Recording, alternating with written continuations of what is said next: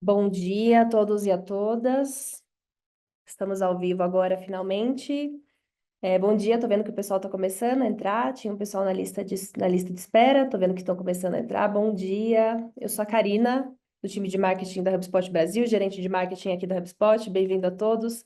Bem-vindos aos nossos colegas que estão aqui, né? Gabriel, Carlos, Ricardo, que vieram para apresentar esse webinar com a gente, o pessoal da MJV.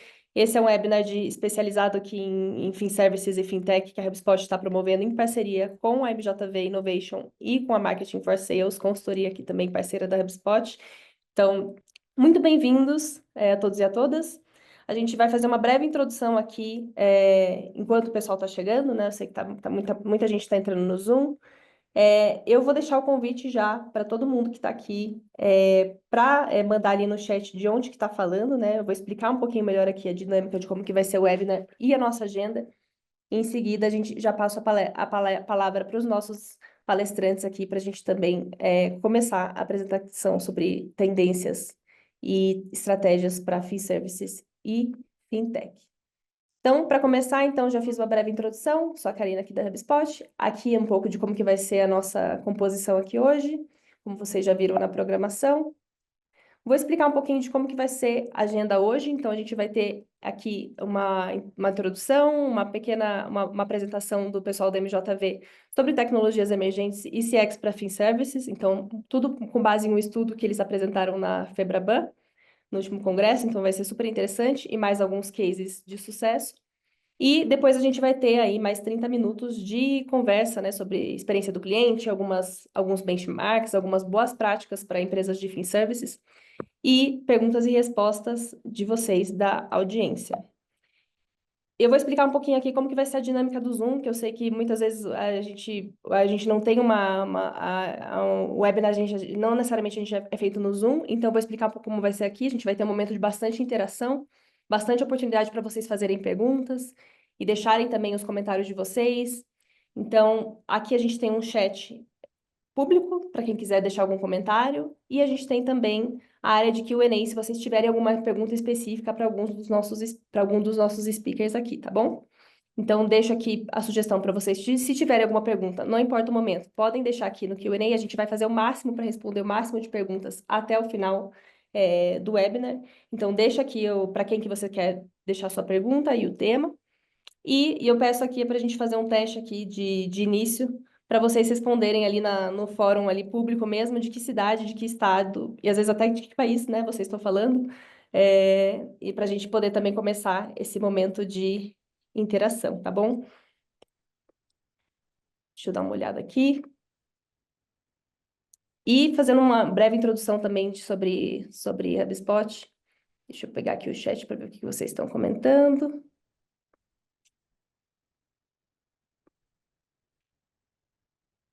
O pessoal está chegando, mais gente chegando aqui.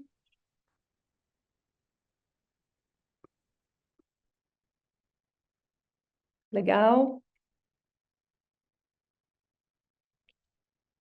Pessoal falando de São Paulo, muita gente de São Paulo. Acho que também vou deixar aqui, a gente vai ter alguns momentos para fazer algumas pesquisas, entender um pouquinho porque, de que área, de que segmento vocês são. A gente sabe que FinServices é bastante heterogêneo, né? Então, a gente tem desde empresas que são bancos mais tradicionais, fintech, empresas de gestão de investimento, cooperativa de crédito. Então, a gente teve bastante inscritos de várias regiões do país e de vários segmentos diferentes, né, dentro de FinServices. Então, eu vou deixar aqui para a gente começar a aquecer um pouquinho, queria entender qual é o segmento da empresa de vocês, para a gente também entender e direcionar um pouquinho melhor a nossa conversa, depois o nosso papo, dependendo aí do segmento de atuação de vocês.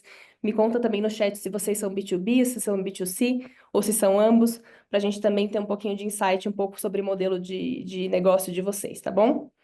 Por enquanto, aqui eu estou vendo que o pessoal, a maioria aqui é de fintech, e tem um pouco de consultoria também, tem um pessoal de seguros. Foco da empresa, a maioria aqui tá me dizendo, 60% me dizendo que é B2B por enquanto. Eu vou deixar aqui rodando a pesquisa um tempinho e depois a gente volta para também compartilhar com vocês um pouco do perfil do pessoal que está por aqui. Sobre a HubSpot, então, Sei que a gente tem alguns clientes aqui, mas não necessariamente quem está assistindo é cliente da HubSpot. Então, basicamente, nós somos uma plataforma de clientes, um CRM inteligente, e a gente busca unificar aí várias operações diferentes das empresas através de tecnologia, né? Então, a gente tem hubs para marketing, para vendas, para serviço, para conteúdo e operações, e a ideia é que a gente integre, ajude clientes a integrarem aí as suas estratégias, as suas operações, integrar dados através de tecnologia. Não vou me alongar muito sobre isso. É, Depois a gente pode falar um pouquinho mais, mas já queria deixar aqui também alguns dos nossos clientes aqui de FinServices. A gente tem desde empresas de fintech, empresas de pagamento, empresas de gestão de investimentos, bancos mais tradicionais também, né? Então, aqui são alguns dos clientes que a gente tem. E o motivo que a gente está fazendo esse webinar hoje é porque a gente percebeu que justamente a gente tem muitas tendências de tecnologia, muita tecnologia de ponta sendo aplicada em FinServices, mas um desafio é justamente essa integração de tecnologia, integração de tech stack, integração inclusive cultural entre operações, entre diferentes unidades de negócio, diferentes áreas da empresa. E a gente trouxe aqui alguns especialistas para falar, trazer um pouco da experiência que eles têm tido com seus clientes também, e inclusive falar um pouquinho também de tendências mais de médio e longo prazo, como que as operações de FinServices podem como que empresas de FinServices podem melhorar um pouco mais as suas operações, integrando dados, integrando novas tecnologias e tudo mais. Então, agora que a gente já tem mais pessoas aqui entrando aqui no nosso webinar, eu finalmente passo a palavra para o Gabriel Tessarini, que é o consultor de tecnologia e inovação da MJV Innovation, e depois, em seguida, a gente parte para o nosso papo aqui com o Carlos Campos, também da Marketing for Sales, e para a nossa mesa redonda. Então, Gabriel, passo a palavra para você. Muito obrigado, Karina, pela apresentação. Obrigado você e toda a equipe do HubSpot, né, por toda a organização, né, por trazer a gente aqui para esse evento, para esse convite, toda a organização com os participantes, quem está nos assistindo. Espero que vocês estejam me vendo e ouvindo bem, gente. A gente vai falar de bastante coisa boa hoje. É um prazer estar aqui com o nosso CTO da MJV, o Ricardo Sepúlveda. A gente vai trazer aqui para vocês, pessoal, realmente as tendências e tecnologias emergentes para FinService e FinTechs, né? A gente vai trazer isso, pessoal, com todo o nosso repertório de MJV e algumas informações mais recentes do mercado, coisas que a gente tem acompanhado aí com exclusividade, que a gente quer compartilhar alguns pontos com vocês. Para vocês saberem, pessoal, um pouco mais quem nós somos, acredito que muitos de vocês já nos conhecem, né? Já conheceram a Karina, eu apresentei agora o Ricardo, eu estou aqui também junto com o Carlos Campos, na Market for Sales, a gente vai trazer isso para vocês. E nós, pessoal da MJV, somos uma consultoria de inovação e tecnologia. A gente está presente há mais de 25 anos no mercado, tá certo? A gente tem escritórios, tem projetos e atuações bastante fortemente aqui em toda a América Latina, tá? Brasil, em Bogotá. A gente também tem ações na América do Norte, principalmente Atlanta, e em alguns dos nossos escritórios espalhados pela Europa, tá certo? A gente tem projetos todos esses países, com os nossos mais de 1.100 colaboradores. A gente é uma consultoria, pessoal, que atua a esse tempo todo com alguns pilares estratégicos que têm agregado muito valor para o mercado e para nós mesmos, que são apoiar nas diversas empresas em estratégias de negócios, a fazer o design e toda a experiência dos seus consumidores, dos seus clientes, dos seus produtos digitais, nos seus produtos físicos e serviços também. A gente tem um grande capacity em desenvolvimento digital, em desenvolvimento de tecnologia e tratamento de dados. A gente apoia bastante vários projetos, várias organizações com uma transformação das suas culturas, dos seus processos, com mindset e métodos de agilidade. E antes mesmo de virar moda, devo dizer, pessoal, a gente já atua bastante, tá, pessoal, com práticas, com critérios ali de sustentabilidade, de realmente permitir uma transformação sustentável para a corporação, para o ecossistema, para todas as áreas de governanças envolvidas nos participantes.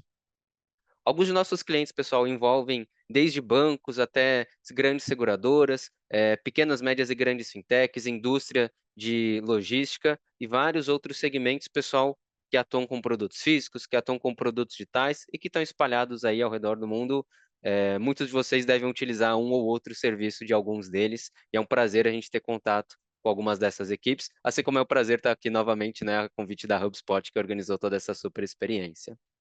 Se alguém quiser conhecer um pouquinho mais, pessoal, além do nosso site, né, institucional, falando sobre a empresa, a gente também tem alguns dos nossos conteúdos publicados para quem se interessar aí por alguns dos assuntos que a gente trata, como design thinking, como design de serviço, como gamificação, como agilidade. Nós temos alguns livros publicados, tá certo? Editoras que compartilharam aí dos nossos conteúdos. Alguns livros que são bastante recomendados, tá, pessoal? Nosso livro de Agilidade nas Empresas, por exemplo, é recomendado pela própria revista Forbes. Eu li e reli esse livro 2 vezes. Mesmo que eu conheça quem escreveu, eu busquei ler o livro, foi muito bom, tem muito conteúdo bacana.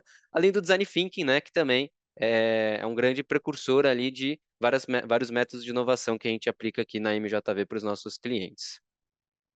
Mas trazendo, pessoal, efetivamente um pouco mais do conteúdo que a gente vai abordar hoje, sobre tendências, sobre tecnologia, sobre cases já consolidados no mercado de fintech, mercado de finservice, tudo que a gente vai compartilhar com vocês, pessoal, veio desses nossos vários anos de experiência, das várias equipes que estão atuando em projetos desse segmento e, claro, da própria Febraban, né, a Febraban Tech 2024. Aquele evento, pessoal, que é considerado um dos maiores eventos de tecnologia e inovação da América Latina no ramo de finanças, de meios de pagamento, de serviços financeiros.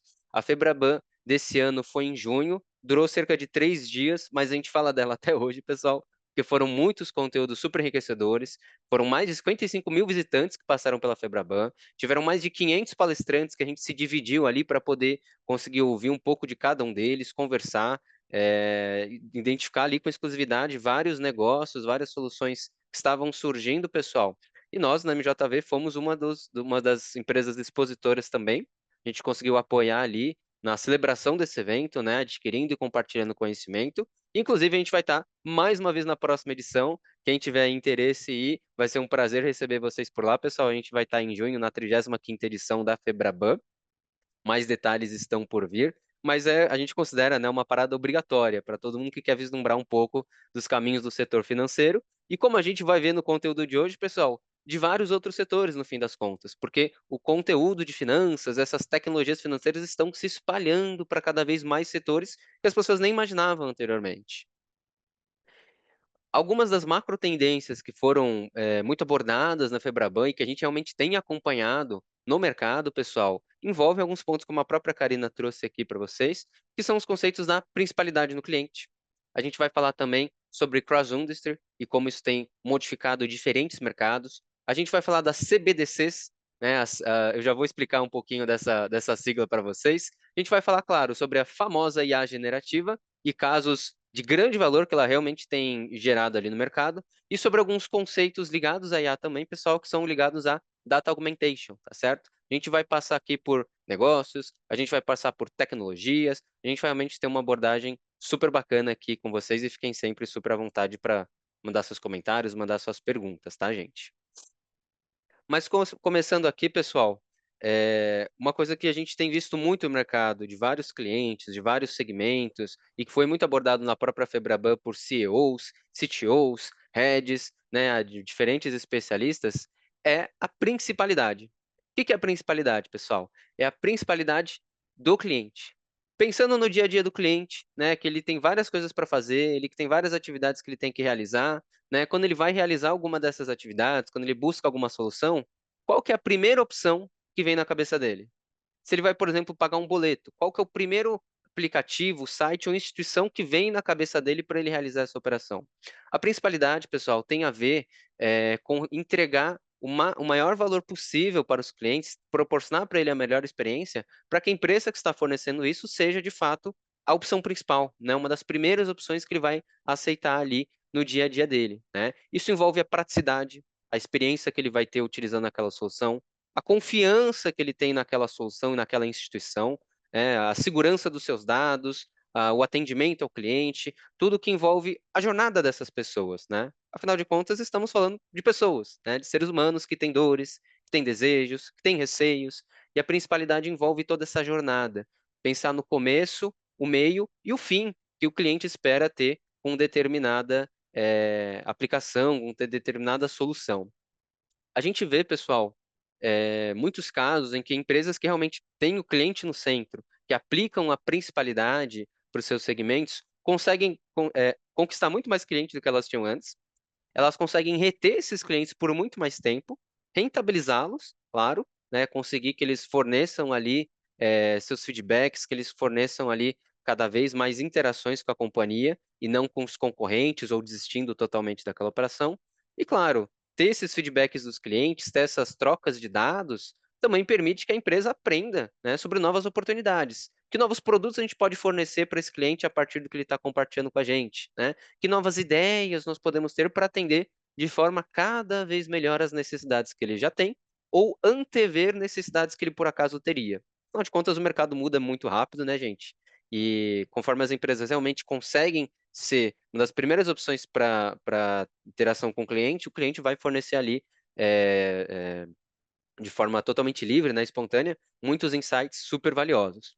E quando a gente fala disso aplicado aqui no Brasil, que é um dos países que aplica o Open Finance, né? Não é o único, mas é um dos maiores países que tem tido muito sucesso com o Open Finance. Começou com o Open Bank, foi evoluindo para o Open Finance, né? O compartilhamento totalmente seguro, né, de alguns dados financeiros. A gente tem, então, pessoal, um conjunto muito grande de dados, né? A base do Open Finance aqui no Brasil e todo o compartilhamento de informações de chaves Pix, de taxas de juros, de renda dos clientes, todos os seus dados financeiros, permitem que as empresas que estão recebendo isso que os clientes estão compartilhando tenham, então, uma grande quantidade de dados que pode ser cada vez mais útil para identificar essas novas oportunidades, né? A gente consegue proporcionar para os clientes coisas que eles já desejam, a gente consegue entregar resultados que eles nem esperavam que a gente conseguiria entregar, tudo graças a essa abertura de dados, né? O Brasil passou, se não me falha a memória, de mais de 40 milhões de consentimentos. Então, são mais de 40 milhões de pessoas distribuindo ali seus dados para as instituições financeiras em busca dos resultados que essas instituições vão, de fato, entregar, né? Os benefícios que elas vão permitir com isso, como taxas de juros, como melhores soluções de crédito, como produtos personalizados para aquela pessoa. Então, uma frase que foi citada ali na Febraban que me gravou muito à mente, pessoal, eu acho que o Sepúlveda também ficou com isso na cabeça, além do restante do nosso time da MJV, é que a principalidade, pessoal, ter o cliente no centro e ser a primeira opção daquele cliente, não é focada em grupos de clientes, né? Não é ter cada grupo de cliente no centro, é ter cada cliente individualmente. Com todas as tecnologias que nós temos hoje, que nós vamos continuar apresentando para vocês, a gente consegue sim, pessoal, entender o perfil de cada uma dessas milhões de pessoas que estão compartilhando dados, né? Não é só um grupo de pessoas com mais de 40 anos, pessoas com mais de 50 anos. Não. É a identificação exata de cada uma delas, cada um dos seus gostos, cada um dos seus desejos e suas necessidades, para que cada cliente seja atendido da melhor forma. Então, isso é um ganha-ganha para todo mundo. A gente também, pessoal, tem visto no mercado números gigantescos, tá? Falas incríveis, cases cada vez mais notórios do cross-industry, né? As indústrias cruzadas. Nada mais são, pessoal, do que empresas, né, de ramos diferentes que estão se adentrando em outros modelos de negócios. Empresas do ramo financeiro que estão indo para outros ramos além de finanças, empresas que não são do ramo financeiro e que estão adentrando no ramo de finanças, né? A gente tem aplicativos de delivery, a gente tem aplicativos de delivery de comida, a gente tem operadoras telefônicas, a gente tem aplicativos de mensagem pessoal e de pedir transporte por aplicativo, e cada vez mais tem ali adentrado o mercado financeiro entregando soluções financeiras para os seus clientes. Meios de pagamento, contas remuneradas, ofertas de crédito melhores. A gente vê esse mercado crescendo cada vez mais, pessoal, justamente pela diversidade de pessoas que nós temos e a diversidade de necessidades que essas pessoas têm, assim como muitas dessas necessidades podem se cruzar, né? Existe uma tecnologia, existe uma solução de uma empresa de determinado ramo que, por acaso, pode ser útil para um outro ramo totalmente diferente que as pessoas nem imaginavam. Então, essa tendência, pessoal, tem crescido cada vez mais por conta dessa integração das tecnologias, por conta da acessibilidade de muitas tecnologias, né? Uma tecnologia que era de um ramo exclusivo, agora outras empresas, outros ramos estão podendo acessar e coletar muitos benefícios e fornecer os mesmos benefícios de volta para os seus clientes. Então, a gente tem, pessoal, a intersecção, né? A indústria cruzada, a interoperação entre segmentos totalmente diferentes, né?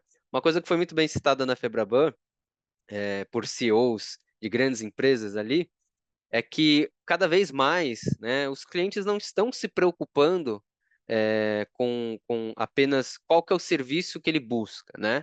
Mas sim como que vai ser a melhor experiência que ele vai ter ou não com aquele serviço, né?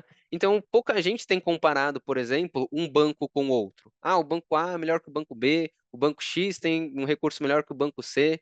Hoje em dia, e no futuro cada vez mais, a gente tem visto que os clientes estão se preocupando com a experiência que eles vão ter com qualquer que seja essa instituição, e mais do que isso, independente de qual seja o ramo de mercado que elas estão atuando, tá certo? Então, a gente tem, por exemplo, clientes comparando a experiência que eles têm com o aplicativo de um banco com o aplicativo que ele tem no streaming, de filmes, de séries, né? De uma coisa de puramente entretenimento. Então, são ramos diferentes, mas que ambos têm que proporcionar cada vez mais a melhor experiência para essas pessoas, né? Então, cruzando, por exemplo, com a principalidade, a gente vê essas várias indústrias de ramos diferentes, pessoal, adentrando, né, cada vez mais em mercados que elas não participavam antes, contratando tecnologias, fornecendo soluções que elas não forneciam antes, para poder ter ali realmente chance de usar todo esse cruzamento para pegar novas ideias que ninguém tinha antes e entregar essas melhores experiências para as pessoas, né? Então a gente consegue reduzir alguns intermediários, alguns processos burocráticos, demoras que atrapalham a empresa e os próprios clientes finais, né? Tem que ficar ali esperando um monte de tempo, tendo cada vez mais uma única empresa atuando nos vários setores, né? Nos vários departamentos que seriam necessários. E a gente vê, pessoal, que esses dados mostram aqui no Brasil e mundo afora, tá? Isso é um movimento internacional, que empresas que fornecem esses serviços financeiros, mesmo que elas não fossem empresas do ramo financeiro, conseguem ter índices muito maiores de retenção do cliente, né? Então, é um aplicativo de delivery que fornece ali um meio de pagamento, ou que fornece um banco, né? É um aplicativo de telefonia que permite que você troque mensagens com as pessoas, mas também controle seu saldo, você faça investimentos, né? A gente tem super apps surgindo, por exemplo, aqui no Brasil e na China. Lá na China tem o WeChat, um aplicativo que você pede carro por motorista, manda mensagem, pode jogar, pode reservar viagens, pode controlar investimentos, tudo na mesma aplicação, né? E empresas que estão seguindo por esse caminho cada vez mais, entrando em ramos que não eram os ramos que elas dominavam, e principalmente no ramo financeiro, já que ela consegue, então, ter mais contato com o cliente, né? Aumentar a rentabilização dele, permitir que ele tenha ali taxas mais adequadas, já que a empresa sabe quais são as condições financeiras dele, né? Não vai cobrar preços absurdos, também não vai cobrar barato até demais. Então vai entender realmente como que aquele cliente tem condição e deixar ele cada vez mais adimplente, né? Interligado ali com aquela solução. Outro movimento, pessoal, super incrível, que tem surgido ali de vários países, que o Brasil não é pioneiro, porque não é o primeiro, mas está se tornando um dos maiores exemplos do mercado inteiro, tá, gente? A gente, inclusive, é invejado por instituições internacionais, que são as CBDCs, né, pessoal? O Central Bank Digital Currency, né? As moedas digitais do Banco Central, né? Então, aqui no Brasil, a gente tem o real, né? A gente tem o real em papel, já tem o real digital, né? A gente já acessa ali por aplicativo e tudo mais, mas ainda assim, pessoal, são formatos tradicionais, tanto que o cliente final acessa, quanto as tecnologias que as próprias empresas ainda utilizavam para manter essa versão tradicional. Com o Drex, né, com a nossa nova moeda totalmente digital, regulada pelo Banco Central do país, a gente vai ter toda uma infraestrutura, pessoal, muito mais moderna, muito mais interoperável. A gente vai poder integrar soluções que a gente nem conseguia integrar antes. Então, esse é um modelo, pessoal, que aqui no Brasil, tecnicamente ainda está em fase de testes, tá? Ele está com previsões ali para ter um lançamento para grande parte da população a partir de 2025, enquanto eles refinam alguns critérios de segurança. Mas toda a tecnologia que a gente já construiu para operar isso já está sendo invejada por vários países de fora, né? Ainda que outros países, como a China, e Bahamas e outros países já tenham lançado suas próprias CBDCs, né? O próprio governo, o próprio Banco Central realmente controlando as moedas, como sempre foi, só que agora de uma forma totalmente digital. A gente aqui no Brasil tem esse alto investimento e já tem ali estimativas de alto retorno, tá? Muitas pessoas, né, milhões de pessoas que vão de fato usar essa nossa moeda digital. E mais do que isso, no caso do Brasil, o Drex, além de ser uma moeda, né, a versão atualizada, muito mais segura, muito mais programável da nossa moeda atual, ela também vai permitir toda uma infraestrutura que vai ser reutilizada por outros serviços, né? Que a gente vai poder aproveitar a mesma tecnologia, a mesma plataforma, ou mesmo prédio, por assim dizer, fazendo uma metáfora, para poder acoplar outros serviços de outros segmentos, né? Segmento de saúde, né? Compartilhamento ali de dados da educação, a gente poder realmente ter um modelo cada vez mais amplo, mais seguro para conectar dados diferentes, programar essas personalizações, o que que vai ser feito, quando vai ser feito, quem que vai ser atendido ou não, se a gente vai desfazer determinada operação ou não, simplesmente apertando um botão, né? De vários segmentos além do financeiro. Então, como a gente viu o cross-industry, como a gente viu a principalidade, o Drex também vai ser cada vez mais cruzado. Vai ser a nova moeda, a nova versão da moeda do país, né, o Brasil, mas também vai ser toda uma plataforma tecnológica que outros ramos, além do ramo financeiro, vão poder reaproveitar para tornar os segmentos do país cada vez mais eficientes. Se vocês tiverem dúvidas, comentários, pessoal, por favor, fiquem super à vontade para compartilhar aí com a gente. Vai ser ótimo ter essa troca com vocês. Mas falando em eficiência, a gente não pode deixar de falar da inteligência artificial, né? Esse conjunto de tecnologias que existe desde os anos 1940, que não é nada novo, mas que justamente recentemente tem tido cada vez mais avanços, cada vez mais empresas, consultorias, ramos tecnológicos, ramos de negócio, tendo mais acesso a esse conjunto de tecnologias. Enquanto a gente tem diferentes ramos de inteligência artificial para prever novos dados, prever movimentos financeiros, prever crises climáticas, por exemplo, prever problemas de saúde antes que eles aconteçam, nós também temos aplicações da IA muito voltadas para o ramo financeiro, né? Prevendo dados e gerando novos dados. A gente tem a IA generativa, pessoal, com capacidade de gerar informações novas a partir de dados que já existiam. Aqui a gente está falando de textos, aqui a gente está falando de gráficos, de imagens, de vídeos, de modelos de células, tá? Tem grandes indústrias farmacêuticas criando remédios novos com o uso da IA generativa, e temos também muitas empresas do ramo financeiro, logístico, de varejo, utilizando cada vez mais essa tecnologia, né? A gente tem modelos, pessoal, que podem aplicar alguns termos técnicos, né, alguns padrões técnicos que chamam de data augmentation, né, que é como se fosse o aumento de dados, justamente para isso, para poder gerar dados maiores, mais relevantes, mais nítidos, né, mais compreensíveis. Tudo isso de forma artificial, mas totalmente escalável, né? Então, por exemplo, muita gente se pergunta aí quando a gente vai dirigir, por exemplo, carros autônomos. Gente, um carro autônomo é totalmente ligado à inteligência artificial generativa, né? E a inteligência artificial preditiva também, todo esse conceito de data augmentation. O carro vai ter que ter uma câmera que vai ter que ver se tem alguém na frente ou não, se o farol está vermelho ou verde, né? Só que não dá para deixar os carros autônomos dirigindo por aí sozinhos enquanto eles estão sendo treinados. Tem sido aplicados modelos de IA onde o carro está lá preso numa garagem, não sai do lugar, mas tem aplicações de IA generativa mostrando ambientes para ele, né? Treinando quando ele tem que ir para a esquerda, quando ele tem que ir para a direita, se tem um obstáculo ou não. Tudo isso com apoio de imagens reais, obviamente, mas com muitas imagens geradas artificialmente. Afinal de contas, não tem chance de ficar distribuindo esses veículos para lá e para cá enquanto eles ainda estão sendo ajustados, por exemplo.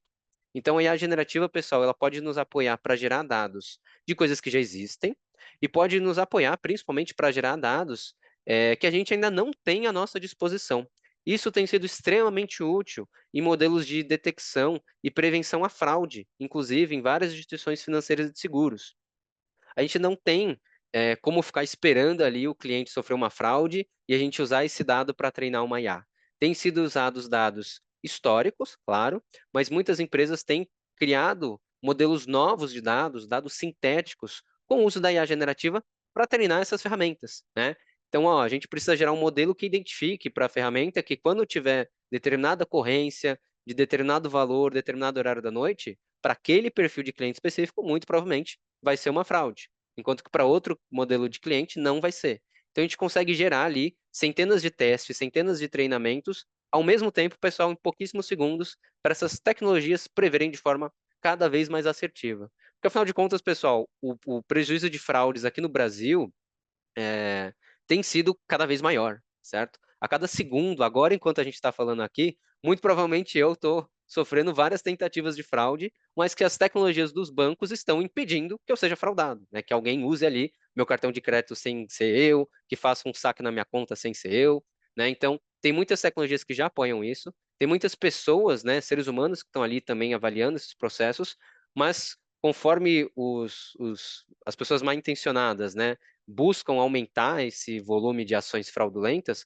obviamente a segurança também tem que aumentar exponencialmente. E é com o uso da IA preventiva, pessoal, e generativa que a gente consegue identificar essas fraudes muito antes delas acontecerem, né, delas ficarem cada vez mais avançadas. Então a gente tem, pessoal, aplicações incríveis de inteligência artificial, de detecção, de geração de novos conteúdos, ajudando vários segmentos do varejo, da indústria petroquímica, da medicina e, claro, do ramo financeiro, ou como a gente está vendo aqui, dos vários ramos financeiros, porque afinal de contas, várias empresas diferentes estão entrando nesse mercado de finanças. Inclusive, muitas empresas que são nossas clientes, que são parceiros da MJV, que nos procuraram ali, que a gente conseguiu ali, com equipes super capacitadas, né, vários recursos bacanas, poder entregar essas soluções, pessoal, realmente identificar o problema dessas empresas e entregar a solução certa, né? Coisas incríveis que elas e os clientes adoraram. E a gente tem aqui um case, pessoal, dentre vários outros que pode mostrar um pouco mais para vocês dessas aplicações, né, dessas tecnologias. E eu vou convidar o nosso CTO da MJV, o Ricardo Sepúlveda, né, super experiente aí nesse ramo, para poder compartilhar um pouco com vocês. Ricardão, pode pegar a palavra, cara. Obrigado, Gabriel. Obrigado, Karina, também pelo convite, né? Bom dia a todos os presentes. Bom dia ao Carlos também, que está com a gente aqui. É sempre muito bom, um prazer grande poder falar desse tema, né, que é tão relevante, né, que é não só análise de dados, mas também inteligência artificial. E aqui eu queria só, antes de entrar nos cases, fazer uma pequena explanação sobre a inteligência artificial generativa, né? Enfim, eu acho que todos que estão aqui utilizam de alguma forma já a generativa, mas ela é um passo muito relevante, assim, que nós demos em relação ao uso da tecnologia, o desenvolvimento da tecnologia, e como nós interagimos com a tecnologia, né? É um salto porque subitamente os computadores passaram a falar a nossa língua. Eles conseguiram começar a entender de fato o significado daquilo que a gente diz. Isso foi um ponto extremamente importante, relevante. E outro ponto muito relevante é o que o Tessarini falou, que é a capacidade de geração de conteúdo novo, né? Então, dado o entendimento do significado daquilo que está sendo dito para ela, ela é capaz de gerar um conteúdo original, né? Com base no conhecimento que ela tem, ela gera um conteúdo original e te apresenta uma resposta que pode ser variada, né? Assim como texto, vídeo, imagens, etc., né? Então, isso nos leva a um outro patamar, né? Um outro patamar de conexão com a tecnologia, interação com a tecnologia. Isso certamente vai causar uma disrupção grande no mercado em diferentes níveis, né? Desde desenvolvimento de novos modelos de negócio, aberturas de oportunidades e também desafios que a gente precisa encarar de frente, encontrar as melhores maneiras de lidar, né, com essa evolução tecnológica.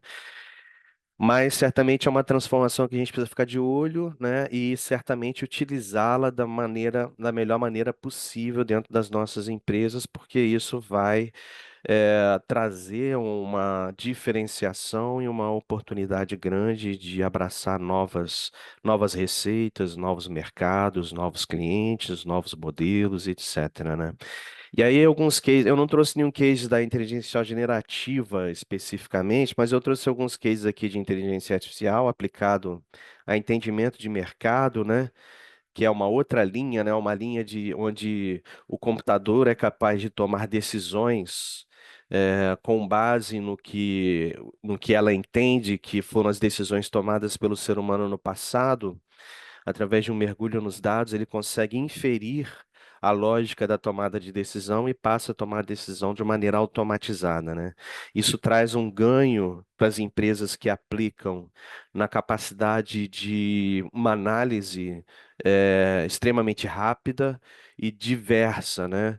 Que nos leva à possibilidade de implementar soluções também, como o Tessarini falou, que é de hiperpersonalização, né? Entender as pessoas como específicas, né? Como pessoas em si, não como pessoas que pertencem a um grupo, mas que ela tem necessidades específicas e que podem ser atendidas pela empresa, né? Então, a inteligência artificial ela traz essa capacidade. Ela vem sendo utilizada desde 2018, mais fortemente dentro das empresas, tem ganhado força também. E eu tenho alguns cases aqui para demonstrar nesse sentido. Então, o primeiro é esse de sistema automatizado de gestão de leads, que foi um sistema que a gente desenvolveu para uma seguradora, especificamente. Ela possuía um site por onde os prospects colocavam a intenção de contratar um seguro, né, de veículo, de seguro de vida especificamente. E esses leads eram enriquecidos numa empresa, e enriquecer os leads custa caro, e depois era distribuído entre os corretores. A gente desenvolveu um mecanismo que conseguia entender os leads e determinar a maior probabilidade de fechamento, né? Quais que tinham maior probabilidade de fechamento e quais que tinham menor. E não só isso, a gente também fez uma análise da capacidade ou especialidade dos corretores e começamos a distribuir os leads de acordo com a especificidade do corretor. Isso levantou muito a possibilidade de fechamento de contratos, né? A gente aumentou em 72% a taxa de conversão e 81% o ticket médio. Então, é um exemplo de aplicabilidade aí de inteligência artificial dentro dos negócios, né? No próximo case, a gente já tem aí uma inteligência de CRM, né? Uma priorização de público realizada em cima de um CRM. Então, era uma empresa de recuperação de crédito que, para recuperar o crédito, precisava, obviamente, entrar em contato com os devedores e tentar levar esses devedores aí a um fechamento de contrato de recuperação de crédito. A gente fez uma análise também de maior probabilidade em cima daqueles que possivelmente fechariam um contrato de recuperação de crédito, e com isso a gente diminuiu em 5 milhões de reais aí o custo da empresa nessas comunicações, o que levou a uma perda de 2 milhões de reais de oportunidade. Então, colocando na balança, foi positivo, porque ela foi capaz de identificar aquelas que tinham maior probabilidade de fechamento de contratos e começou a disparar as comunicações, especialmente para esse público. A gente tem aqui um outro exemplo, que é um exemplo de modelos de segmentação de pop-up store, que é o próximo slide. Nesse projeto já foi uma análise de segmentação de público-alvo também para uma seguradora que desejava criar lojas pop-up que podiam ser colocadas e instaladas em diferentes locais da cidade durante um período para realizar vendas de seguros ali e depois a loja ser desmobilizada. Para isso, a gente também precisou encontrar quais eram as áreas da cidade que tinham maior probabilidade de venda de um determinado tipo de serviço ou produto dessa seguradora. Então, a gente utilizou a base de dados da seguradora, a base de dados dos clientes, entendeu o nível de prêmio que era pago pelos clientes que residiam em determinadas regiões, cruzamos com base de dados do IBGE também para ter um entendimento mais aprofundado sobre a distribuição socioeconômica nas diferentes regiões e conseguiu, no mapa, plotar quais os locais que eles deveriam colocar as lojas, por quanto tempo e para vender que tipo de produto. Isso certamente levaria para eles uma probabilidade maior de fechamento, de aproveitamento daquele tempo de instalação das lojas, né? Um próximo case é um modelo de propensão de compras, que aí no próximo slide a gente já fala mais sobre o desenvolvimento de um modelo para recuperação de venda, né? Então, era um produto, um e-commerce que tinha muito, como todo e-commerce, né? Abandono de carrinhos, e eles precisavam saber quais pessoas valia a pena eles entrarem em contato para conseguir vender realmente o produto, né? E ofertar talvez ali um desconto, sem que isso refletisse numa perda de oportunidade, mas sim num fechamento aí de contratos, né? Então, a gente desenvolveu um modelo que conseguiu fazer um ranqueamento aí entre aqueles que tinham maior propensão de fechamento de negócio com aqueles que não tinham, na ordem de 94% de chance de acerto, né? Então, também é uma forma de utilizar dados aí para aumento de receita. Como último case, a gente tem um case de repensar o execution score do marketing.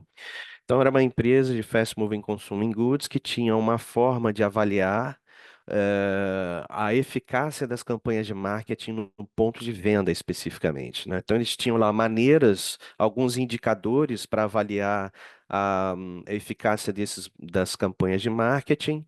E a gente lançou um olhar, porque cada negócio, existia uma única forma de medir, e a gente entendeu que cada negócio tinha as suas especificidades e deveriam ser avaliados de acordo com indicadores diferentes, né? Então a gente fez uma análise aí de mais de 5.000 POS para identificar os fluxos de venda, né? E cruzar isso com as campanhas de marketing, e a partir dali, identificando as características da empresa, as características do negócio, e cruzando isso com as determinações do marketing, sazonalidade de vendas, etc., a gente conseguiu identificar quais eram os melhores indicadores para avaliação dos resultados das campanhas de marketing, não só para avaliação, mas também para determinação de campanhas mais bem direcionadas que realmente tivesse eficácia no ponto de venda, né? E aqui só para finalizar, então, que uma questão importante que a gente sempre traz é que os trabalhos de dados, né, especificamente, eles não devem ser olhados somente pelo lado qualitativo dos dados, da informação. Você precisa olhar sempre pelo lado, desculpa, não só pelo lado quantitativo dos dados, mas também pelo lado qualitativo, porque você precisa entender as características inerentes e não necessariamente expostas pelo usuário, pelo cliente, que determinam motivações ou os processos decisórios que ele utiliza na tomada da decisão. Então, é sempre muito importante você cruzar o qualitativo com o quantitativo para ter uma percepção mais ampla do problema a ser tratado, né? E no lado qualitativo, a gente está falando de uso de design thinking, design de serviços, uma abordagem mais centrada no usuário, utilizando design para entender motivações, né, desejos, anseios, preocupações, etc., que podem ser cruzados com dados quantitativos para ter uma percepção melhor do caminho a ser seguido, né? Então, esse lado do olhar humano é muito importante para que você consiga tomar decisões baseadas na realidade quando seus projetos são projetos de dados também, né? Não estão exclusivos dos projetos de dados, os projetos de dados são muito importantes também. E aqui eu fecho a minha fala.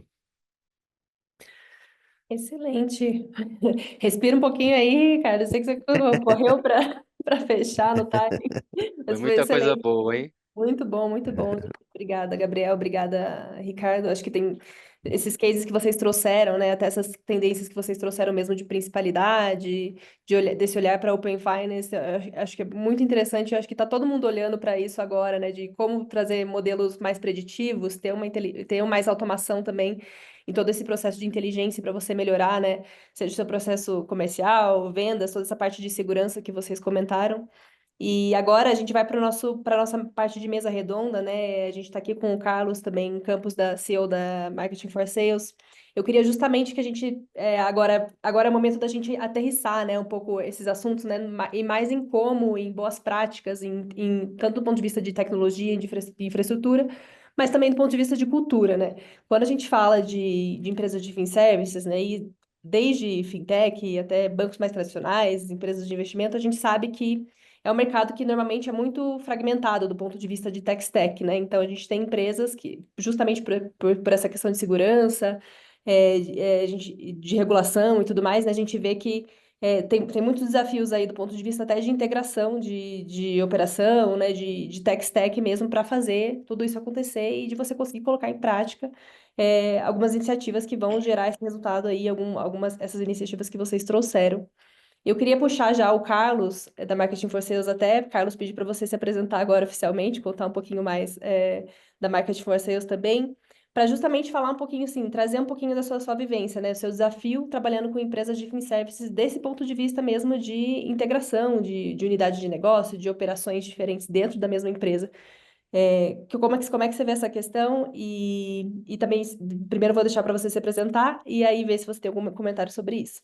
Bacana. Bom, primeiro, né, bom dia a todos, né, prazer estar aqui, obrigado pelo convite, né, a organização tanto da HubSpot como a MJV, é sempre um prazer poder participar, né, para quem não conhece, né, não me conhece, sou Carlos, né, fundador da Market for Sales, minha carreira inteira em marketing e vendas, aí são mais de 30 anos focado aí nesse segmento, com um foco mais em B2B, e há 7 anos já a Market for Sales é posicionada como uma consultoria de estratégia comercial, focado em implementar as operações que a gente chama de máquina de vendas, né? Ou seja, desenho desses processos comerciais, com foco em empresas B2B de vendas complexas. né? E já praticamente há mais de 6 anos também somos parceiros HubSpot, né? Hoje um dos principais parceiros da HubSpot aqui na operação aqui no Brasil, e onde a gente faz essas implementações e claro que com tanto a expansão da HubSpot como uma plataforma, né? Não mais como uma operação só de marketing, só de vendas, e hoje como uma plataforma, né? A gente acabou também se adaptando a essa necessidade do mercado e hoje a gente também atende toda essa jornada de RevOps, e até já fazendo o gancho também, né, com um pouco das enquetes que eu estava vendo o pessoal responder aqui, né, pelo que eu bati o olho ali, 70% do pessoal que está nos assistindo aqui é dessa tal RevOps, né, da Revenue Operations, ou seja, o pessoal tem uma grande maioria aqui, um pouco de marketing, mais vendas e a operação ali de atendimento. E quando a gente fala também na parte de segmento, a gente viu que também a maioria aqui está como B2B.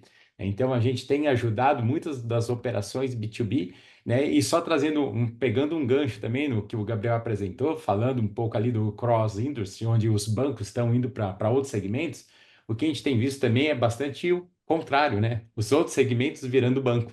Então, quando tem aquela pergunta, né? A gente vai conseguir identificar um banco? A gente não vai saber mais se ele nasceu como banco ou se ele nasceu como uma loja, ou como um marketplace, ou como qualquer outra coisa. Começou também a oferecer serviços financeiros. No final, o que a gente acaba enxergando é que todo mundo vai ter algum serviço financeiro acoplado aí dentro do seu portfólio.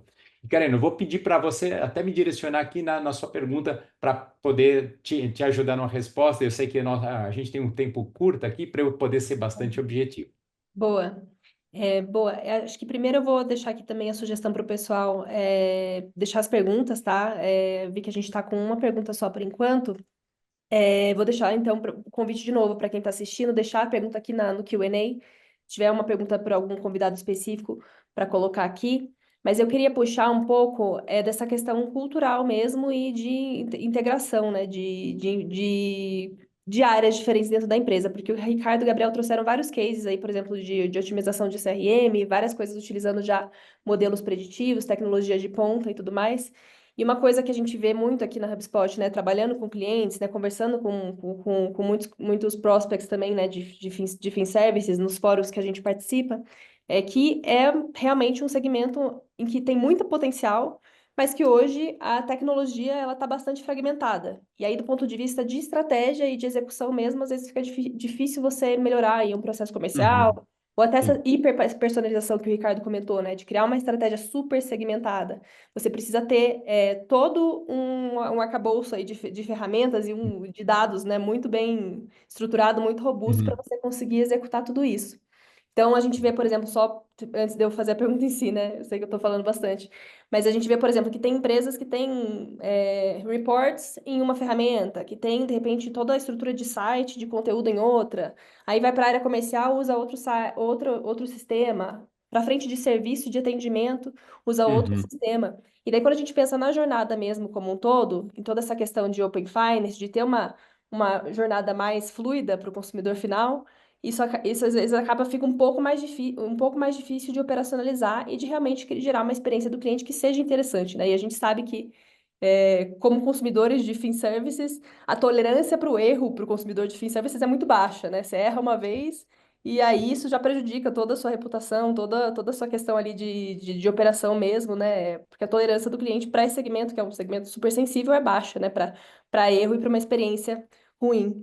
E aí eu queria saber um pouquinho de você com a sua experiência, né, com bancos, com empresas de fin services e tudo mais, o que você vê de mais desafio aí em termos de integração de uhum. operação e quais se fosse para priorizar três áreas foco aí que um cliente de fin services deveria priorizar? O que você diria que deveria ser o foco de um líder aí, seja de serviço ou comercial? Que você diria para a nossa audiência? Bom, eu vou começar respondendo o seguinte, né? Esse problema ou essa dor não é um privilégio da área financeira.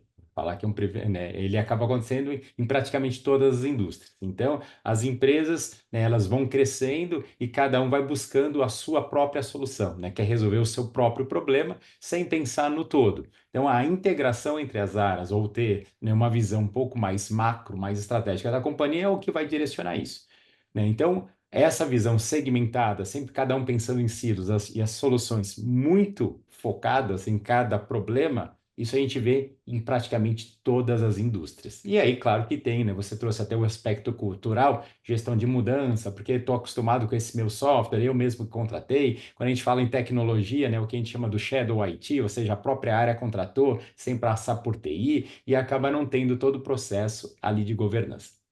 Quando a gente vai para as fintechs, para os bancos, para as empresas que estão ali no mercado financeiro, tem uma questão que a gente vê muito mais aflorada, que é a questão da segurança.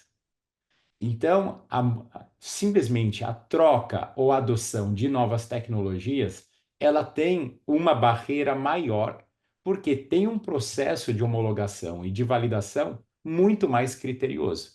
Então, às vezes, se demora, né, um tempo muito maior na homologação do que simplesmente na validação de escopo técnico ou de funcionalidades, de uma arquitetura de funcionalidades. Mas aí vai ter que ter a validação. Pensando, né, já puxando um pouco da sardinha para o HubSpot, essa é uma grande vantagem do HubSpot que já tem toda essa documentação.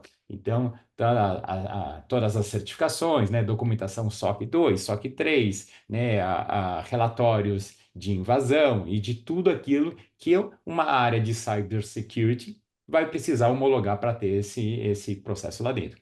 Mas deixando de lado esse techniquez aqui, até porque a maioria do nosso público aqui é marketing, vendas e operações, né, não tem mais como pensar isso de forma separada, né, e seja qualquer segmento, e também agora falando aqui para o segmento financeiro, né? Quando a gente tem a visão 360 graus, né? Ou seja, aquele potencial cliente que era um lead, que eu acompanho aquela jornada, depois eu sei em que momento que ele está na minha fase de vendas, ele dentro do meu funil de vendas, uma vez que se tornou cliente, todas as interações, pensando, fazendo uma analogia aqui com o B2B, que é a maioria do nosso público também, tem uma empresa B2B, posso ter vendido ali um BaaS, né? Um Bank as a Service, fiz uma implementação de uma operação, ou precisei prospectar algumas empresas. Normalmente a gente está falando de não é uma venda de muito volume, de muitos clientes, ou seja, então vou usar uma estratégia mais de ABM, de Account Based Marketing, com contas estratégicas, fiz um mapeamento de mercado.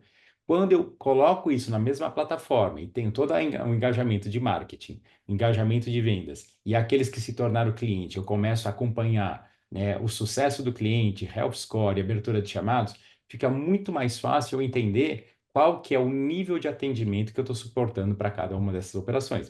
Então, aqui eu estou trazendo um exemplo, né, tentando direcionar um pouco mais para o nosso público, independente até de um B2C, onde, né, os cases que foram trazidos aqui pelo Ricardo, pelo Gabriel, muito interessantes, mas onde tem ali bastante uma interação de dados, né, de modelos preditivos com inteligência artificial para otimizar a operação.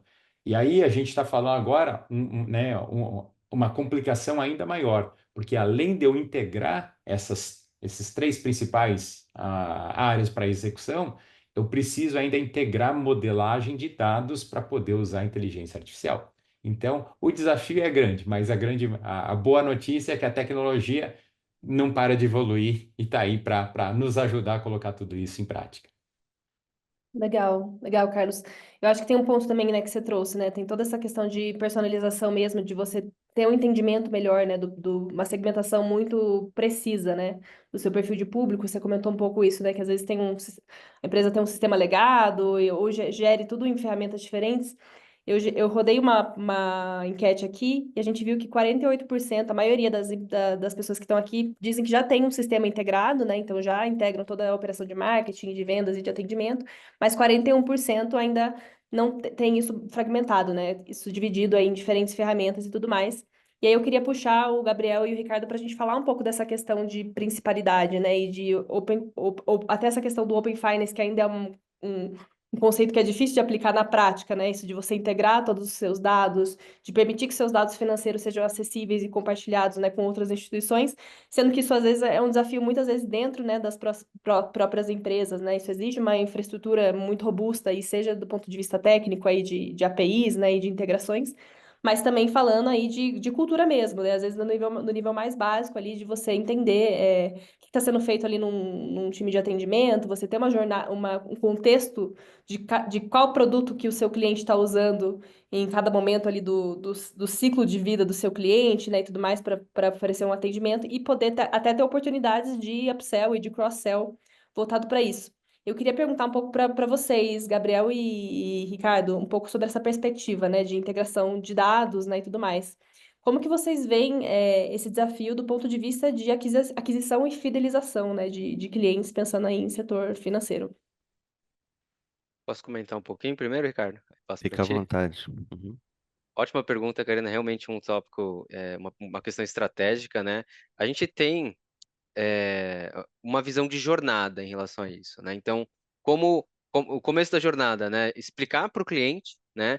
Quais dados vão ser coletados, o porquê a gente vai coletar aqueles dados, né? E como a gente vai devolver aquilo para eles, né? Uma frase de um grande CEO que acabou comentando sobre esse assunto, inclusive, veio justamente nesse tópico, né? A gente tem visto movimentos que, se o cliente está realmente autorizando, né? Ele está dando consentimento, como é chamado, quer dizer que ele busca alguma coisa em troca, né? Ele está fornecendo seus dados para receber algum tipo de benefício, né? Algum tipo de oferta diferente, algum tipo de atendimento diferente, algo personalizado porque ele realmente tem condição ou deveria ter condição, né? Então, acho que um dos primeiros pontos dessa jornada envolve não só questões técnicas, mas também justamente essas questões de negócio, de marketing, de relacionamento. Então, como justificar para o cliente, né, o potencial cliente, realmente o valor que ele pode ter consentindo esses dados. Claro que o final disso é a devolutiva, né? Entregar ali, mas o meio que a gente fala envolve justamente esse processo de análise inteligente. Porque veja só, a gente está falando de muitos dados, né? De vários clientes, mas de cada cliente individualmente também é muita informação que ele compartilha. Tudo regulamentado, tudo verificado pelo Banco Central, por exemplo. Mas o que a gente faz com todos esses dados, né? Então tem muitas empresas que no começo penaram, agora já estão se saindo melhor, mas uma das dificuldades, né, um dos pontos que tinha era justamente esse, como fazer uma análise desses dados de forma inteligente. Que dados a gente realmente precisa? Como será que a gente consegue fazer o entendimento disso, entregando algo real para o cliente sem precisar solicitar dados novos? Né? Ou se a gente precisar solicitar, como que isso vai ser feito? Como que pode ser a jornada do cliente caso ele queira, por exemplo, cancelar esse consentimento, né? Caso ele queira fazer essa gestão, não quer mais compartilhar, ou porque não recebeu nada em troca, ou porque simplesmente quer fazer uma mudança na vida, né? Então tem as questões de negócio, de como comunicar com o cliente de uma forma assertiva, o que e o porquê vai ser feito, o como está sendo feito, e claro, envolvem questões técnicas de segurança da informação, de armazenamento desses dados, né? Toda essa jornada de comunicação, até o dado chegar, por exemplo, no banco de dados da instituição, ele passa por alguns sistemas que podem ser facilmente hackeados, né? Ou poderiam ser facilmente hackeados se não fosse o uso de tecnologias avançadas como a gente tem hoje. Mas uma coisa que acontece bastante nesse sentido, aí acho que envolve tanto de negócio quanto de tecnologia, mas vou passar para o Ricardo também comentar um pouco a respeito, que é uma frase que veio lá na própria Febraban, inclusive, que depois a gente conversando com alguns clientes realmente acontece. Essa questão de ser muitos dados não atrapalha só nessa análise da inteligente, atrapalha no próprio armazenamento, que é caro armazenar esses dados, né? Você tem que contratar data centers, tem que contratar banco de dados, né? O armazenamento em si, a segurança que tem que ser investida em cima, a criptografia, o processamento desses dados custa dinheiro, né? Então, as empresas têm feito realmente esse cenário de refletir como conversar com os clientes para coletar os dados de forma adequada, mas também como elas vão fazer a gestão interna desses dados de uma forma que seja rentável, né? Porque para a própria empresa não adianta entregar algo que não adianta entregar algo que é incrível para o cliente, mas que ela sai no prejuízo porque o custo dela fazer isso está sendo muito alto, né? Então, realmente é uma inteligência que envolve toda essa jornada, né? Do começo, meio e fim, antes do consentimento até a entrega final, e claro que envolve as questões de negócio que devolvem para o cliente, a própria questão técnica de como controlar isso, né? Como fazer valer a pena. Perfeito. Eu vou me ater um pouco mais, talvez, à parte mais prática com relação à integração dos dados e tal, né? Que historicamente as empresas desenvolveram as soluções de uma forma apartada, como é feito mesmo, né? Mas o desenvolvimento dessas soluções acabaram levando a uma percepção de que aqueles dados pertenciam àquela aplicação, àquela área de negócio.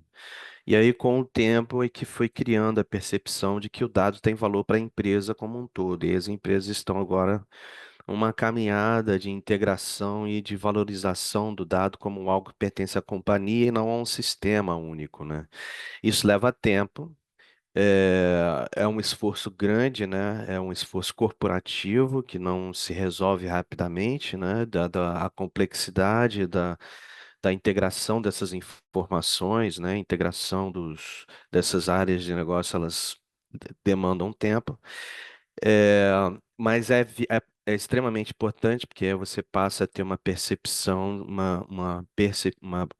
um valor sobre o qual você pode trabalhar para criar uma personalização mais aprofundada que não seja basicamente colocar as pessoas dentro de determinados segmentos, né, ou dentro de determinados clusters, né, mas atender aquela pessoa de uma forma muito mais direcionada, que só é possível através do uso de inteligência artificial, né?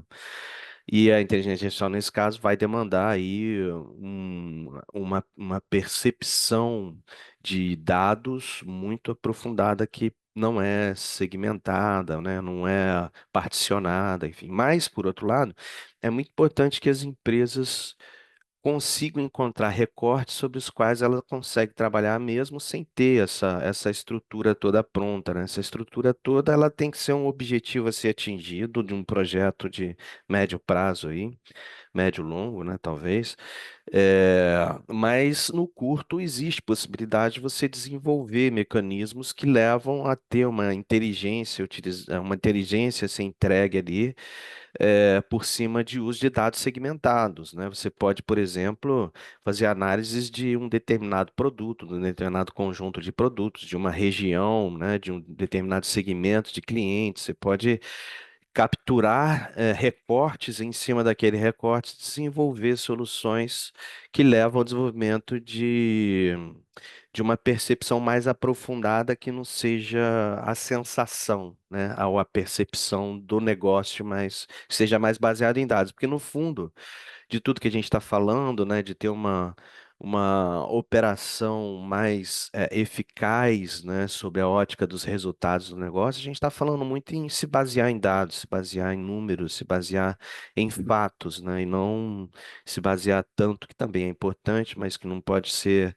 o único direcionador na tomada de decisão, que é a percepção, o sentimento da pessoa de negócio, né? Você tem que estar baseado em dados.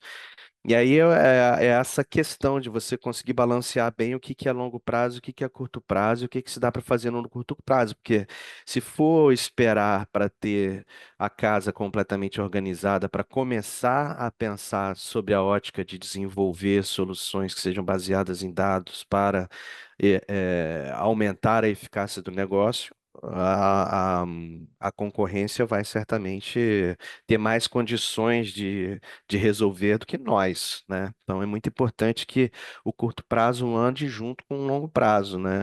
A percepção da complexidade da junção dessas informações, ela não pode de forma nenhuma ser mais forte do que a necessidade de gerar resultado no curto prazo. Nossa, isso é super interessante, né? De pensar pequeno. Às vezes está todo mundo pensando, né, em como que eu vou adotar o modelo mais moderno e complexo de inteligência artificial, né? Sendo que o básico, né? E aí puxando a sardinha para o pro nosso lado, que é você ter o mínimo de uma segmentação mínima ali, né? Você ter um CRM bem estruturado, uma base de dados acessível ali para diferentes equipes, né? E aí eu queria puxar um Carlos também para falar um pouco disso, né? Porque a gente fala muito, né, dessa questão, né, de tem muita coisa que é muito mais longo prazo, só que para isso, para você conseguir investir numa boa estratégia ali de inteligência artificial no médio e longo prazo, primeiro você precisa ter a casa arrumada aí, como o Ricardo comentou. E eu queria saber um pouquinho, né, de alguns projetos, se você tem algum exemplo aí de que maneira, né, que essa segmentação de clientes, essa tecnologias bem feita, né, seja ela com inteligência artificial já ou não, pode ajudar, né, a melhorar uma estratégia, seja de geração de demanda, ou de cross-sell e upsell para os clientes que as instituições financeiras já têm também. Bacana.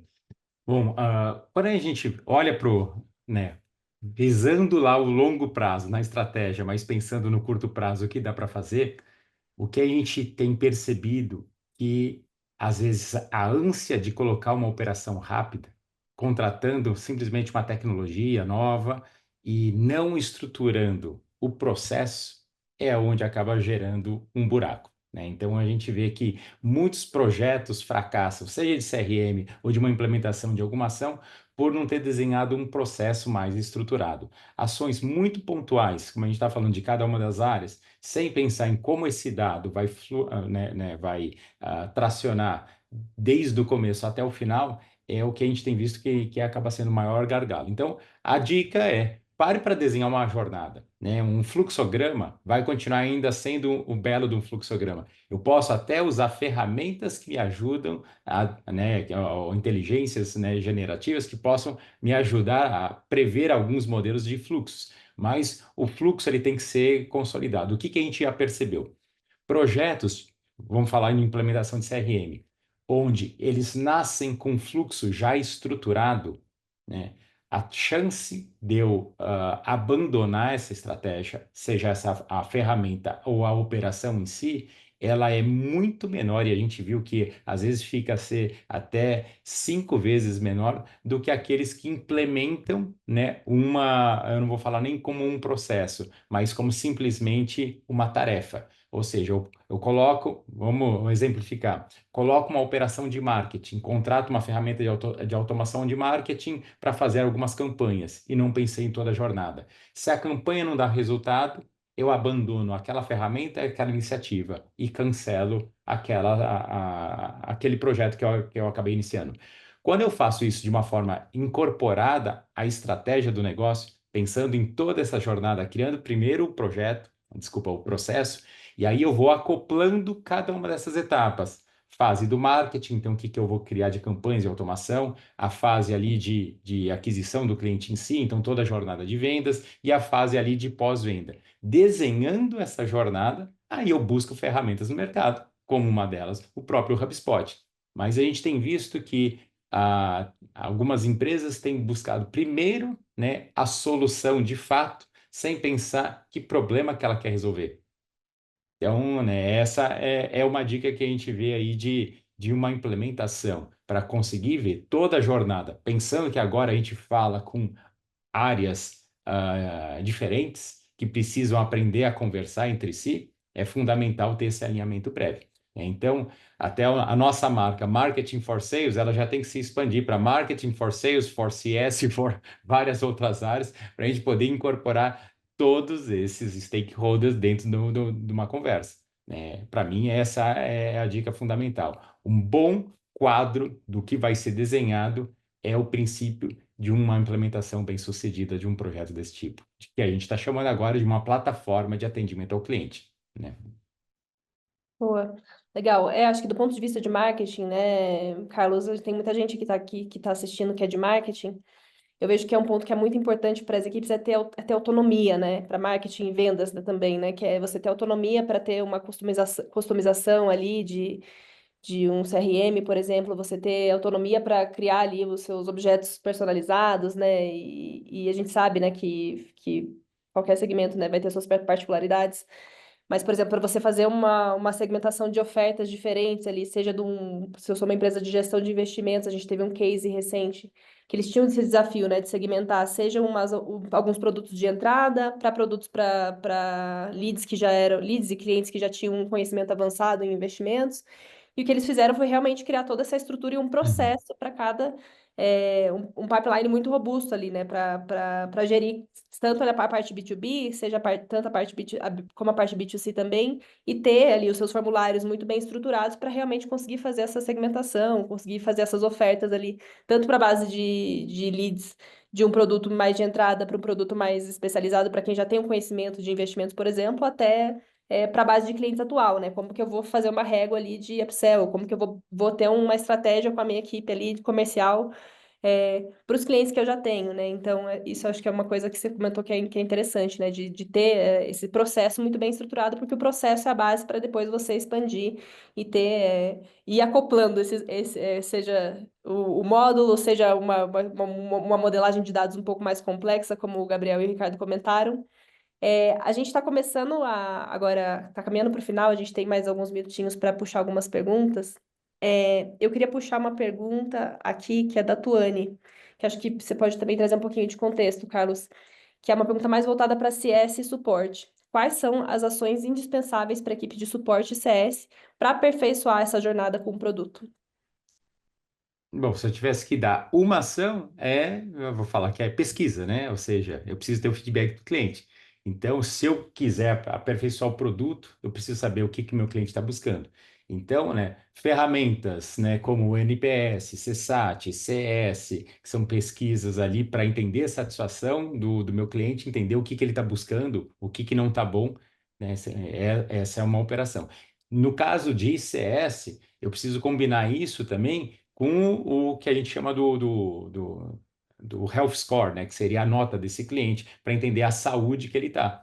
Então, se eu crio os meus critérios de pontuação para entender o que está fazendo meu cliente feliz ou o que está diminuindo essa nota, eu consigo retroalimentar para a equipe de produto. É aí que a gente está falando aqui numa integração em áreas, né? O CS tem que alimentar o pessoal de produto, como ela colocou aqui, né? Se eu quero aperfeiçoar produto, o que que eu tenho que fazer? Retroalimentar com essas pesquisas. Se eu quero retroalimentar geração de demanda, tenho que voltar com essas informações para o marketing. Se eu quero retroalimentar aumentando as vendas, eu preciso voltar essas informações também para o time comercial. É aí que a gente fala que o dado único, ele tem que permear toda a empresa, né? Ao invés de cada um trabalhar em silos. Vou trazer um gancho aqui também, que eu me lembrei enquanto a gente falava.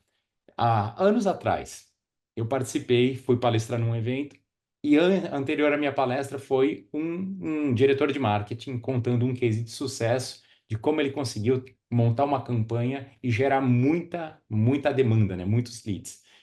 No final da palestra, teve alguém que levantou a mão ali e perguntou: Bom, mas e o que que isso impactou em venda? Aí a resposta dele foi: Bom, aí eu não sei, ali o problema era do diretor comercial, eu fiz o meu papel. Isso eu estou falando de talvez 6, 7 anos para mais. Essa cultura não existe mais, não pode mais existir. Então, o problema de CS não pode, tem que ser o mesmo problema de vendas, mesmo problema de marketing, o mesmo problema de produto. Que aí a gente alinha o que antes a gente só falava em missão, visão e valores, se criou o propósito. E hoje, né, quando a gente está falando aqui de um ambiente de fintechs, muitas startups, scale-ups, o que está buscando é o que que eu ajudo a resolver. E aí eu tenho que montar todas essas áreas, né, em busca de um mesmo objetivo, que é atender o propósito do posicionamento daquele produto ou daquela oferta, daquela proposta de valor que se colocou. Então, né, só respondendo aqui o que a Tônia acabou colocando, que ações eu tenho que fazer, né, como atendimento e como CS, é conseguir capturar o maior número de informações do cliente, já que ela está na linha de frente, obtendo essas informações e poder alimentar o pessoal para ter um direcionamento. Claro que aí cada produto, cada oferta vai ter uma segmentação, mas a proposta de valor, que é aquela que o marketing divulga num primeiro contato, tem que ser a mesma que o pessoal de CS está oferecendo de proposta de valor também para o cliente. E a mesma que o pessoal de atendimento, de helpdesk ou de suporte vai validar se aquele valor foi percebido. É nisso que aí a gente consegue encaixar num único posicionamento. Legal, Carlos. Acho que a chave é contexto, né? Como que você dá contexto para todas as áreas e ter isso fácil, né? Ter isso acessível para os times conseguirem colocar tudo que a gente comentou em prática, né? Pessoal, a gente está caminhando para o final desse papo. Eu queria saber se Gabriel e Ricardo, se vocês têm alguma mensagem final, alguma dica, alguma recomendação aí de estratégia, principalmente para lideranças aqui de marketing e de vendas, que é o que a maioria do pessoal que está aqui, do perfil das áreas que o pessoal comentou que está mais presente aqui. E é isso, antes da gente fechar, alguma mensagem, alguma recomendação final. Olha, eu diria que caminhar por cima do uso dos dados mesmo na tomada de decisão, no entendimento dos movimentos, na análise dos resultados de tudo que tem sido feito dentro da companhia, né? Abraçar realmente. O que a gente tem visto muito é que essas ações de dados, obviamente, quando utilizados, né, com o objetivo de atingir percepções de negócio em si, tem sido puxado pelo pessoal de marketing, né? É, excluindo daí as ações que são mais de integração, mais de infraestrutura e tal. Então, olhar para isso, olhar bastante. Existe, obviamente, um receio, né, do uso da inteligência artificial, e eu concordo com esse receio, né, que precisa ser inteligência artificial quando entregue para o cliente final, né, quando é a empresa entregando um serviço que é realizado através de uma inteligência artificial, existe um certo receio de utilizar a inteligência artificial na sua capacidade máxima, né, que é a inteligência artificial generativa especificamente, né? Porque existe a possibilidade eh, de não se ter controle total sobre o que é gerado como informação entregue para o cliente. Mas isso precisa ser encarado de frente, né? Entendido quais são os recortes sobre os quais essa inteligência pode ser utilizada na diferenciação dos negócios, né? O uso interno, é claro, né? No aumento da produtividade, né? Mas também para entrega de soluções para o cliente, né, como chatbots inteligentes, cada vez mais inteligentes, etc. Mas certamente existem outras soluções muito mais eh, evoluídas, né, interessantes que podem ser aplicadas, mas enfim, o movimento do uso dos dados, né, para tomada de decisão, estruturação das ações dentro da empresa é um caminho, obviamente, sem volta, né, assim como também o uso da inteligência artificial. Então, levantando um pouco aqui a bandeira da tecnologia, né? Mas sob a ótica do negócio, né? É olhar fortemente para isso e não perder as oportunidades, porque especialmente a inteligência generativa está muito nova, né? Foi lançada agora muito recentemente, então é uma tecnologia que está nos seus primórdios, né, no início e já mostrou assim todo o potencial que ela tem de disrupção. Então, precisa assim repensar modelos, repensar ações, repensar tudo que a gente faz sobre a ótica dessa nova interação possível com o uso dessa tecnologia.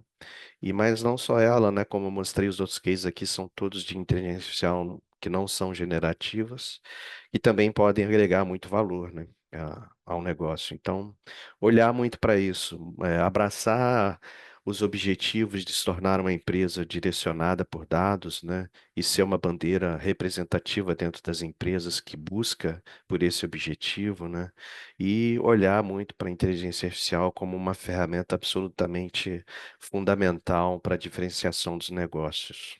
Então, acho que é isso.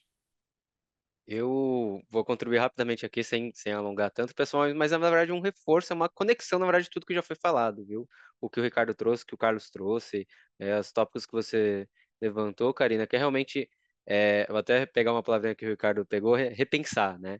Repensar o quê? O modelo de silos, né? A gente está aqui falando, por exemplo, com bastante gente da área de marketing, mas também tem outros segmentos, e claro, a própria área de marketing também já tem se modificado, a gente tem visto sim, tem outras pessoas muito mais especialistas nesse assunto, mas é pensar justamente essa questão da fragmentação, como nós falamos, né? Não olhar só o que está acontecendo no contexto de marketing de um determinado segmento, né? Mas como a gente viu cross-industry, diferentes indústrias, diferentes movimentos totalmente novos, totalmente combinados ali surgindo, né? Então, pegar inspirações, pegar cases que estão em outro setor que não tem nada a ver com a gente, mas que podem também ser reaproveitados ou usados ali como exemplos do que fazer, ou até do que não fazer, pode ser uma lição aprendida, né? Isso num contexto externo, e claro, internamente, como o Ricardo trouxe, usando, né, tecnologias adequadas para analisar todos esses dados, né? Porque se o nosso próprio segmento já são muitos dados, imagina olhando segmentos diversos, né? Então,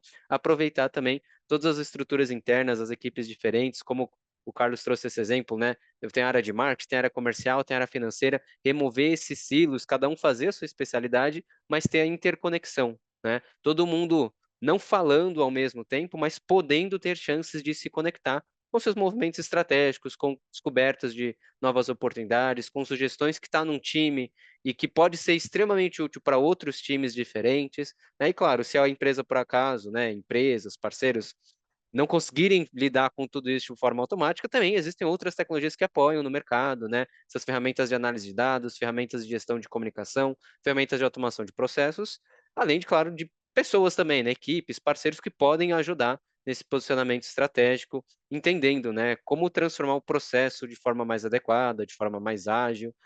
Então, Se alguém não souber como fazer, existem ferramentas e parceiros que podem apoiar nisso, né? E aí vai ser um ganha-ganha para todo mundo, né? Vários segmentos cada vez mais cruzados, vários dados realmente podendo ser analisados com inteligência, mas claro, sem tanta calma assim, para que o concorrente não faça alguma coisa melhor o quanto antes. Então, que a gente consiga ter essa agilidade de própria entrega, como foi citado, né? Pensando no curto a longo prazo, não correndo e tropeçando ao longo do caminho, mas podendo sempre iterar e garantir que a empresa vai ter bons resultados.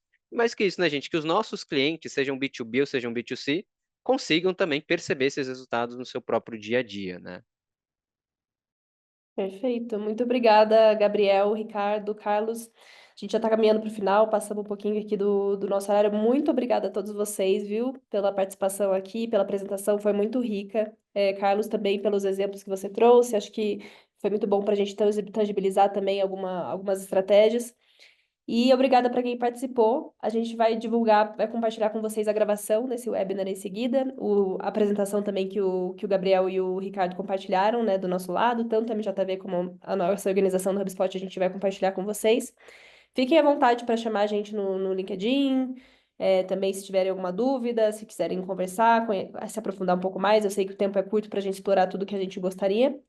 E quero agradecer também ao pessoal que está aqui nos bastidores, que ajudou e apoiou muito a gente com a execução desse webinar. Então, a Raque, aqui da equipe da HubSpot, Diana, Eduardo e Luciana, da equipe da MJV, também, muito obrigada aqui.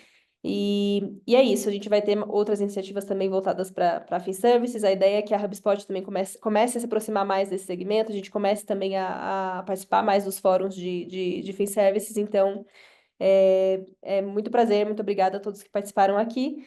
E a gente uma boa semana, né? E até a próxima. Espero que a gente se encontre aí em outros eventos, em outros encontros. Obrigado a todos, pessoal. Obrigado, Muito pessoal. obrigado. Obrigada, pessoal. Boa tarde.